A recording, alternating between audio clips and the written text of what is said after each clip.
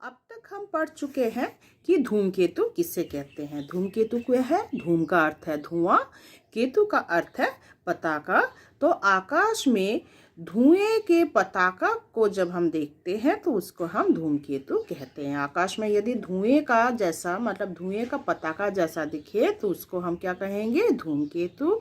तो इसको पाश्चात्य ज्योतिष में क्या है? इसे कॉमेट कहते हैं। और ये कॉमेट शब्द जो है कोमेते से आया है, ये यूनानी शब्द है। कोमेते का अर्थ क्या है? लंबे बालों वाला। और इसे क्या है? पुच्छल तारा भी कहते हैं। तो इसके बारे में, धूमकेतु के बारे में हम अपने क्या है पौराणिक अथर्ववेद में भी हम इसके बारे में पढ़ते हैं। तो इसकी जानकारी है। यहाँ तक महाभारत में भी धूमकेतु का क्या है उल्लेख किया गया है।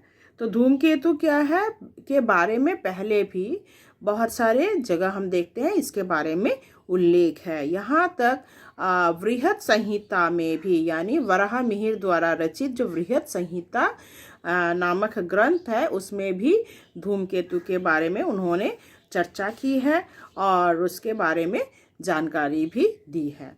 यहाँ तक क्या है जो अमरोई पेरी हैं उन्होंने भी उनकी जो किताब है आकाश के राक्षस, वहाँ पे भी उन्होंने धूमकेतु के बारे में लिखा है। और उस जमाने में क्या है लोग धूमकेतु को खतरे का सूचक समझते थे, तो लोग बहुत डर जाते थे। आकाश के राक्षस नामक जो किताब है उसमें उन्होंने लिखा है कि लोग इतने ही डर जाते थे कि डर के मारे कई लोग मारे गए, कई लोग तो बीमार पड़ जाते थे।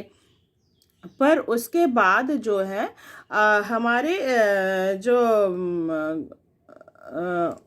इसके बाद जो तीखे ब्राहे नामक और एक ज्योतिषी थे उन्होंने 1577 में उन्होंने धूमकेतु के बारे में और भी बहुत जानकारी दी और उन्होंने तब यह सिद्ध किया कि धूमकेतु जो है यह पृथ्वी से बहुत दूर है, यहाँ तक चंद्रमा से भी दूर है। इसीलिए क्या है धूमकेतु जो है वह खतरे का सूचक नहीं है, जिस कारण क्या है लोग जो धूमकेतु से डरते थे वह डरना उनका बंद हो गया।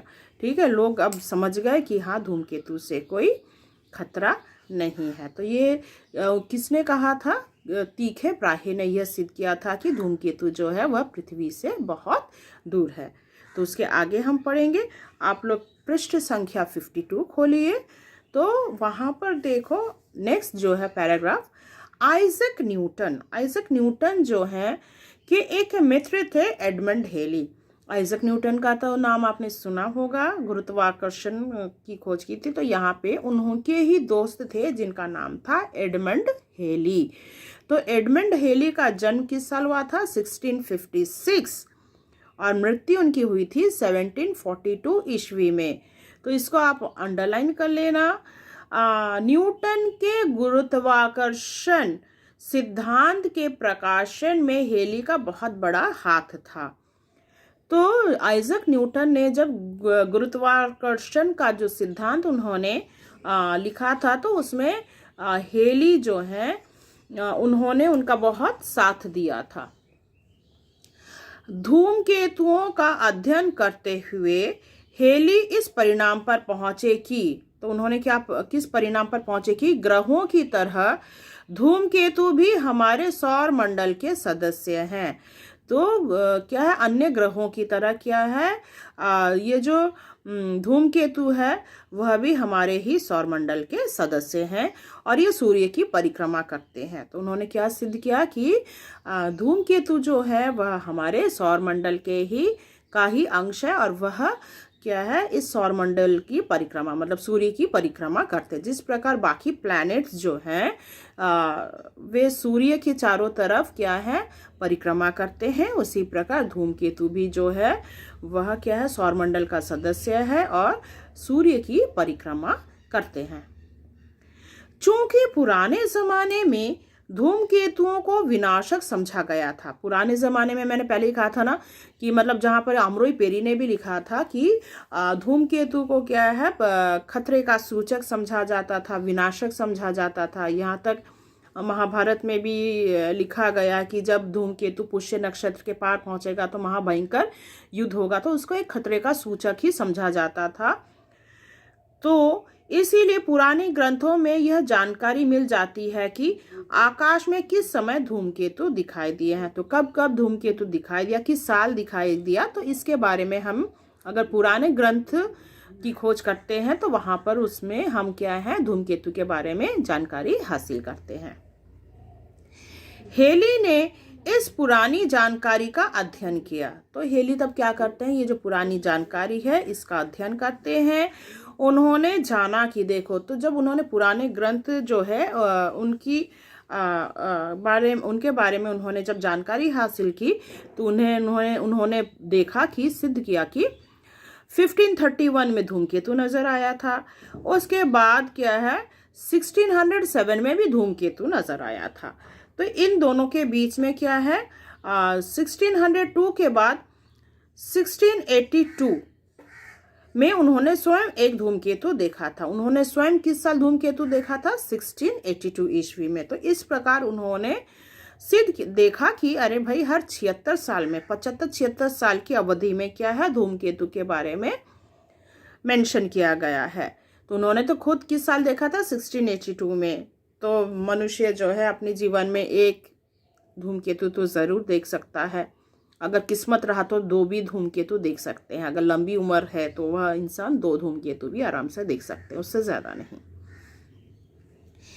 हेली ने सोचा कि सूर्य के गुरुत्वाकर्षण के कारण आकाश के ग्रह सूर्य की परिक्रमा करते हैं और एक निश्चित समय में सूर्य का एक चक्कर पूरा कर लेते हैं। तो सारे जो प्लैनेट्स हैं, मतलब यह क्या है, सूर्य की जो परिक्रमा करते हैं एक निर्दिष्ट समय में इसका परिक्रमा, मतलब जिसका जो निर्दिष्ट समय है उस हिसाब से परिक्रमा करते हैं।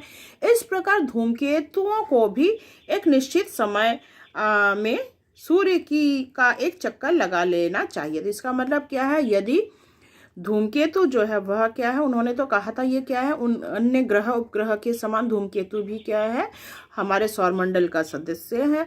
तो क्या है, इसका भी अपना एक निर्दिष्ट समय होगा। तो इसका भी कोई निर्दिष्ट जरूर समय होगा कि कितने सालों में नजर आता है।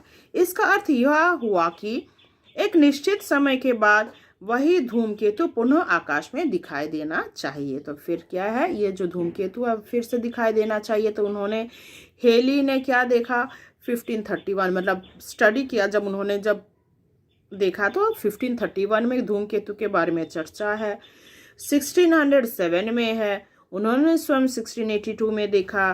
तो इस प्रकार उन्होंने विचार किया कि इनमें 75 से 76 साल का अंतर है। हेली इस नतीजे पर पहुंचे कि यह वास्तव में एक ही धूमकेतु है और सौर मंडल की दूर की सीमाओं का चक्कर लगाकर 75 या 76 साल में पुनः सूर्य के पास लौटता है। तो क्या यह धूमकेतु जो है 75 से 76 ईयर्स लिखता है, मतलब चक्कर काटने में लगता है, और सूर्य के करीब आने में उसको 75 से 76 साल लग जाता है।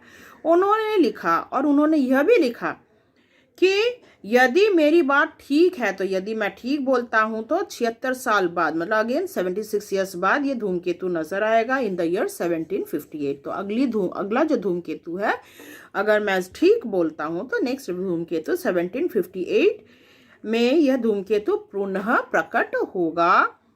और सचमुच ही 1758 ईस्वी में आकाश में यह धूमकेतु प्रकट हुआ। हेली की भविष्यवाणी सही निकली। तो उन्होंने जो भविष्यवाणी की थी वह भविष्यवाणी एकदम सच निकली। सिद्ध हो गया कि धूमकेतु ग्रहों की तरह सौर मंडल के सदस्य हैं। तो उन्होंने क्या सिद्ध किया, जो धूमकेतु है वह अन्य ग्रहों की तरह क्या है, सौर मंडल के ही सदस्य हैं। यह सूर्य की परिक्रमा करते हैं। और यह जो क्या करते हैं, किसकी परिक्रमा करते हैं, सूर्य की परिक्रमा करते हैं।